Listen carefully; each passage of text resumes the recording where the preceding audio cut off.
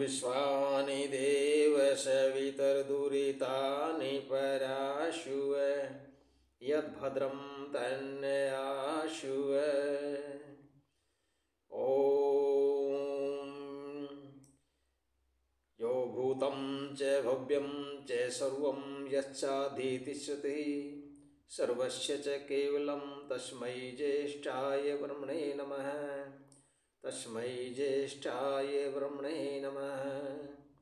ॐ अग्ने वर्तपते वर्तं चरिष्यामि तच्चकेयं तन्मे राध्यताम् इदं महनिर्तात् सत्यमुपैमि।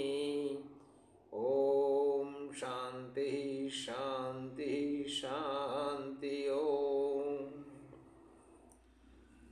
आदरणीय धर्म प्रेमी सज्जनों,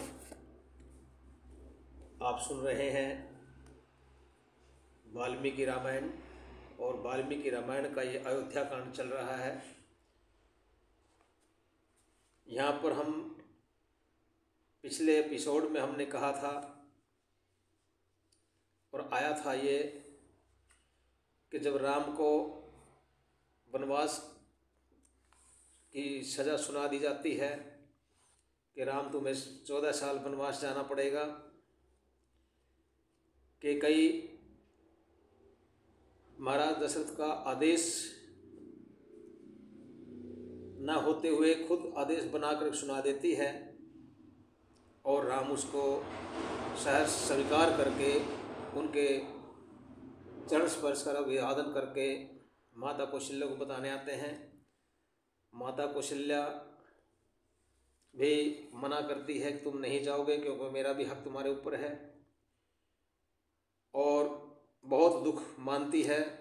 और यहाँ तक कह देती है, परमपिता परमात्मा, ये मेरा हृदय इतना कठोर क्यों है, मुझे क्यों नहीं उठा लेता है, मेरा फट क्यों नहीं जाता है हृदय। और बोलती है, निश्चय ही मेरा जो हृदय है वो लोहे का है, ऐसे दुख के युक्त होने से भी फटता नहीं है। सजनों, वहीं पर खड़े हुए लक्ष्मण भी सुन रहे थे, और लक्ष्मण आक्रोश में आ जाते हैं और वो कह देते हैं कि राम भैया, आप धनुष बाण उठाओ, इससे पहले कि राजा महाराज और प्रजा को पता चले, आप इस पर कब्जा कर लो। और वो कहते हैं कि मैं सभी को मार दूंगा, अगर कोई विरोध में खड़ा होगा तो मैं उसको पूरे अयोध्या को मनुष्यों से शून्य कर दूंगा, अयोध्या में एक भी आदमी नहीं छोड़ूंगा। आपकी रक्षा मैं करूंगा, और मेरे सामने किसी की हिम्मत नहीं आपकी तरफ आंख उठा कर देख ले। सजनों, बहुत ही ऐसे गुस्से में बोलते रहते हैं, और अपने पिता को भी वो काफ़ी कुछ बातें बोल देते हैं पिता के बारे में भी। क्या कहते हैं कि जो भरत के पक्षपाती होंगे, हितैषी होंगे, मैं उन सबको मारूंगा, मैं कोमल नहीं बनूंगा, और कैकेयी द्वारा उकसाने पर हमारे दुष्ट पिता हमारे शत्रु बन जाए तो अवध्या होने पर मैं उनको भी मार डालूंगा। वो बोलते हैं, यदि गुरु भी अभिमान में आकर कर्तव्य अकर्तव्य को भूल जाए और उल्टे मार्ग पर चलने लगे तो उसे भी दंड देना चाहिए। इस प्रकार वो बोलते हैं, और यहाँ पर लक्ष्मण के वचनों को सुन करके सो का कुल कौशल्या क्या कहती है, राम से बोलती है कि अपने भाई लक्ष्मण की बातें तूने सुन ली है, अब जो तुम्हारी मर्जी तुम करो। मेरी पत्नी कैकेयी की अधर्मयुक्त बात सुनकर तुझे मुझ शोक संतप्ता अपनी माता को छोड़कर यहाँ से जाना उचित नहीं है। मतलब कि सपत्नी बोलते हैं कि जो मेरे साथ ही जो मतलब एक आदमी की 2-3 पत्नियां हैं तो सपत्नी बोलते हैं। कौशल्या, सुमित्रा और कैकेयी तीनों पत्नियां थी, तो वो बोलते भी उसके कहने पर, कैकेयी के कहने पर, तुम मुझे जो मैं सगी माँ हूँ, मुझे छोड़ करके तुम्हारा जाना उचित नहीं है, और तू धर्मिष्ठ है और तुझे धर्माचरण का ही करना है, तो यहाँ रहकर मेरी सेवा कर लो। जो तुम्हें पिता की उसकी बात का सेवा करना है तो मेरी सेवा कर लो, और माता की सेवा से बढ़कर कोई दूसरा धर्म है ही नहीं। सनातन धर्म में कोई दूसरा धर्म है ही नहीं है कि माता से बढ़कर, पिता की सेवा से बढ़कर कुछ हो। और जैसे तेरे महाराज पूज्य हैं ऐसे मैं भी हूँ, माता भी उतनी ही पूज्य है, तो तुम्हें वन जाने की आज्ञा नहीं दे सकती और तुम्हें वन में नहीं जाना चाहिए। इस प्रकार कहती है कि राम, तुम्हारे वियोग में न तो मुझे सुख है न जीने का अभिलाषा है। तेरे साथ रहकर मेरे लिए तिनके खाकर रहने में भलाई है। कि तुम चले जाओगे तो मेरा जीना बेकार है, मैं नहीं रह सकती, और तुम साथ में रहोगे तो मैं तिनका खा करके गुजारा कर लूँगी।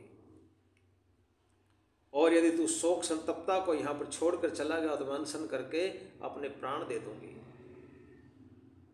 लक्ष्मण भी कौशल्य भी सब अपने उसको समझाते हैं, राम को करते हैं, बताते हैं कि तुम मत जाओ। लक्ष्मण गुस्से में बोलते हैं, कैसे जाओगे? लेकिन सज्जनों, उदार दिल श्री राम, बहुत ही सोच समझ करके बात करने वाले श्री राम, वो क्या समझाते हैं अपनी माता को सुनिए। वो राम का कौशल्य को समझाना ये आज आएगा 19वां सर्ग के अंदर, सुनिए। इस प्रकार विलाप करते हुए दीन दुखी कौशल्या को देख धर्मात्मा श्री राम उससे ये धर्मयुक्त वचन बोले, क्या कि हे माता, मुझ में इतनी शक्ति नहीं है कि मैं पिताजी की आज्ञा को उल्लंघन कर सकूं। अतः मैं तुझे प्रणाम करके तुझे प्रसन्न कर और तेरी अनुमति लेकर के वन में जाना चाहता हूँ। यहाँ पर समझाते हैं राम कि माता, मैंने आपकी बात सुननी है, लेकिन मेरी इतनी ताकत नहीं है कि मैं पिता की आज्ञा को उल्लंघन कर दूँ। मुझे पिता की आज्ञा माननी ही पड़ेगी। इसलिए मैं तुमको मनाने आया हूँ, आपको समझाने आया हूँ और आपकी अनुमति लेकर के वन में जाना चाहता हूँ। माता से इस प्रकार कहने के पश्चात वक्ताओं में श्रेष्ठ और धनुधारियों में लब्ध कीर्ति श्री राम लक्ष्मण जी से बोलते हैं। वो आगे क्या बोलते हैं लक्ष्मण जी को कि हे लक्ष्मण, मेरे प्रति तुम्हारा जो अत्यधिक स्नेह है उसे मैं जानता हूँ। मैं तुम्हारे पराक्रम को जानता हूँ, तुम्हारे बल को जानता हूँ, अजय तेज को भी जानता हूँ। हे शुभ लक्ष्मण वीर, मेरी माता तो धर्म और आत्म संयम का रहस्य न जानने के कारण महाशोक से कातर हो रही है, लेकिन तू तो सब कुछ जानता है, फिर माता जी की हाँ में हाँ मिलाकर धर्मयुक्त बात क्यों कहता है? राम कितना समझाते हैं कि लक्ष्मण, माँ तो धर्म और आत्म संयम का रहस्य नहीं जानती, इस कारण वो महाशोक से कातर हो रही है, महाशोक में डूबी हुई है। लेकिन तुम तो जानते हो धर्म क्या है और आत्म संयम क्या है, तुम तो जानते हो, फिर माता की हाँ में हाँ क्यों मिला रहे हो और मिला करके धर्मयुक्त बातें क्यों कर रहे हो? लोक में धर्म ही परम पुरुषार्थ है, धर्म में ही सत्य प्रतिष्ठित है। पिताजी की आज्ञा भी धर्म अनुमोदित होने के कारण माता की आज्ञा से उत्कृष्ट है, अतः पितृ आज्ञा ही पालनीय है। क्या आप देखिए कितनी नीतिगत बातें राम करते हैं यहाँ पर कि लोक में धर्म जो है सबसे बड़ा जो पुरुषार्थ अगर है तो वह धर्म निभाना है, लेकिन कौन सा? कि धर्म में ही सत्य प्रतिष्ठित है। और पिताजी की आज्ञा, जो पिताजी ने आज्ञा दी है वो भी धर्म अनुमोदित होने के कारण माता की आज्ञा से उत्कृष्ट है।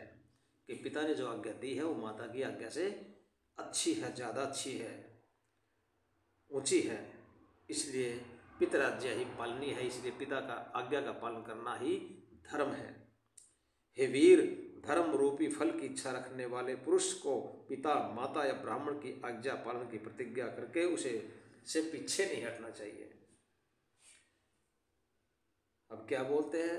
धर्म रूपी फल की इच्छा रखने वाले, जो धर्म करके जो फल पाना चाहते हैं, जो इच्छा करते हैं, उनको माता पिता या ब्राह्मण की आज्ञा पालन की प्रतिज्ञा, पिता की आज्ञा हो चाहे माता की आज्ञा हो या ब्राह्मण की आज्ञा हो, अगर उसकी प्रतिज्ञा जिसकी पहले कर ली तो उससे पीछे नहीं हटना चाहिए। इसलिए मैं पिताजी की आज्ञा को उल्लंघन नहीं कर सकता। हे वीर, पिताजी के आदेश से ही कैकेयी ने यह बात मुझे कही है। कैकेयी ने अपनी तरफ से, न राम बोलते हैं ये, कैकेयी ने अपनी तरफ से नहीं कही है, पिताजी ने कही है, इसलिए कैकेयी ने मुझे बताया है। ओहो, क्योंकि राम तो अंधेरे में थे, दशरथ तो अपने मुँह से बोले ही कुछ नहीं। अतः हे लक्ष्मण, क्षत्र धर्म का अनुगमन करने वाली इस दुष्ट बुद्धि को तू छोड़ दे, धर्म का आश्रय से ले, उग्रता नहीं, मेरी बुद्धि का अनुगमन कर। अब लक्ष्मण को भी समझाते हैं राम कि लक्ष्मण, क्षात्र धर्म का अनुगमन करने वाली इस दुष्ट बुद्धि कि ठीक है तुम अक्षत्रिय हो, उस धर्म का पालन कर रहे हो, लेकिन तुम दुष्ट बुद्धि बन गए हो। उस बुद्धि को छोड़ दो जो दुष्ट बुद्धि तुम्हारे अंदर आ गई है, और धर्म का आश्रय लो। उग्रता का नहीं, धर्म का आश्रय लेना है तुमको। इसलिए तुम मेरी बुद्धि का अनुगमन करो, मेरी बुद्धि जैसी उस जैसी बुद्धि बनाओ। श्री राम स्नेह पूर्वक लक्ष्मण को इस प्रकार समझाकर फिर हाथ जोड़कर सिर झुकाकर कौशल्या जी से बोले। ओहो, लक्ष्मण को समझाया, फिर माता जी की तरफ गए और माता जी के चरण छू करके हाथ जोड़ करके सिर झुका करके क्या बोलते हैं कि हे देवी, अब मुझे वन जाने की आज्ञा दीजिए, मुझे वन जाने की आज्ञा दीजिए। आपको मेरे प्राणों की शपथ है, आप मेरे लिए दुखी ना हो और मेरे लिए स्वस्ति वाचन करें। ओहो, क्या बोलते हैं राम, माता को समझाते हैं और फिर उनसे आज्ञा लेते हैं कि मुझे आज्ञा दीजिए माँ, मैं वन में जाऊँ, और नहीं तो आपको मेरे प्राणों की शपथ है। खुद माँ को शपथ दे देते हैं। उधर माँ शपथ दे रही है, उधर बेटा शपथ दे रहा है, और आप मेरे लिए दुखी मत होना माँ, इसलिए मेरे लिए स्वस्ति वाचन करो, वेद के मंत्रों का उच्चारण करो, वेद के मंत्रों का पाठ करो माँ, मेरी कुशलता के लिए परमपिता परमात्मा से प्रार्थना करो। हे माता, शोकातुर पिता को समझा बुझाकर शांत कर, और तू स्वयं भी किसी प्रकार की चिंता मत कर, मैं पिताजी की आज्ञा पूर्ण कर वन से घर लौट आऊँगा।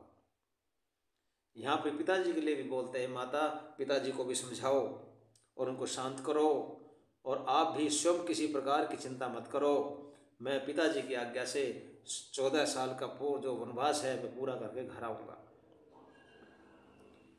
आपको, मुझे, वैदेही को, लक्ष्मण और सुमित्रा को पिताजी की आज्ञा में रहना चाहिए, यही सनातन धर्म शिष्टाचार है। वो सभी को बोलते हैं कि जो पिताजी सबसे बड़े हैं घर के अंदर, तो इसलिए उनकी आज्ञा में हमें रहना चाहिए। चाहे आपको भी रहना चाहिए, मुझे भी रहना चाहिए, वैदेही को भी रहना चाहिए, लक्ष्मण और सुमित्रा को भी रहना चाहिए, और यही सनातन धर्म का शिष्टाचार भी है। हे माता, अभिषेकार्थ एकत्र सामग्रियों को एक ओर हटा दें, अपने दुख को हृदय में धारण कर और मेरे वनवास के औचित्य को समझाकर मुझे वन जाने की अनुमति करो। जो अभिषेक के लिए सामग्री इकट्ठी की गई थी, जो वहाँ पर रखी हुई थी अभिषेक के लिए, तो बोलते उन सामग्रियों को एक और हटा दो माँ, और अपने दुख को हृदय में धारण कर और मेरे वनवास के औचित्य को समझाकर मुझे वन जाने की अनुमति प्रदान करो। कितना एक बहुत ही अच्छे उदारता से, एक सहन शक्ति से और एक नीतिगत बातें श्री राम माता जी को समझाते हैं, और माता जी यहाँ पर कितनी दुखी होती है इस चीज़ का अंदाज़ा लगा सकते हो कि माता तो माता ही होती है, लेकिन कोई माता अपने बच्चे को दूर नहीं कर सकती। लेकिन हालात ऐसे बन चुके थे कि रघुवंश के ये बहादुर जो एक बार वचन दे दिया उस वचन को पूरा करते थे, चाहे वचन किसी को भी दिया। वचन दिया था महाराज दशरथ ने 2 वर देने का, वो वर पूरे किए, लेकिन वर क्या मांग लिए। वचन दिया ठीक है, वचन हो गया, लेकिन अपने आप ही वहाँ पर दशरथ ने तो वो किया, लेकिन कैकेयी ने उसको उन वचनों को का गलत फायदा उठा लिया।